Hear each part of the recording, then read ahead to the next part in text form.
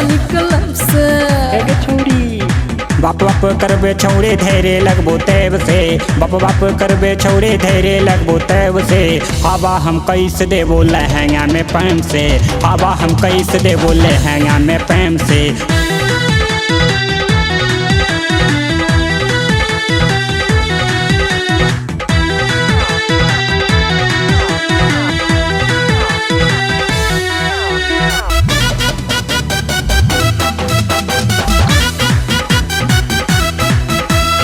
तोहरा पटक के छौड़ी देह बोला सारी तोहरा या नार से रईस लेबो गाड़ी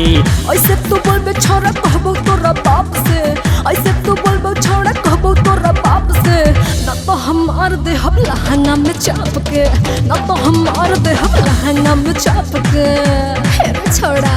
ऐसे तू बोलबे छोरे गायल कटबो दांत से ऐसे तू बोलबे छोरे गायल कटबो दांत से हवा हम कैसे देबो लहंगा में पैम से हवा हम कैसे देबो लहंगा में पैम से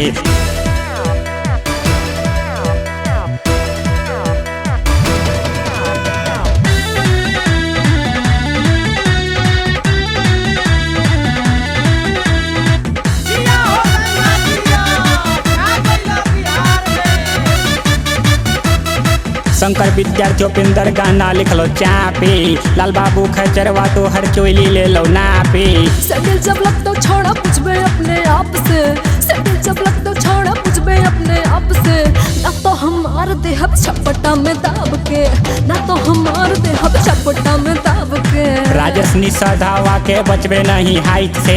राजेश निषादावा के बचबे नहीं हाइट से हवा हम कैसे देबो लहंगा में पैम से हवा हम कैसे देबो लहंगा में पैम से छोड़ा कितना छोरा के मरने चलने वाला बम से कितना छोरा के मरने चलने वाला बम से तोहरा हमर पौछौरा चपानी कलम से तोहरा हमर पौछौरा चपानी कलम से छोड़ी बाप बाप करबे छौड़े धैर्य लगबो तैब से बाप बाप करबे छौड़े धैर्य लगबो तैब से हवा हम कैसे देबो लहंगा में पैम से हवा हम कैसे देबो लहंगा में पैम से छोड़ा।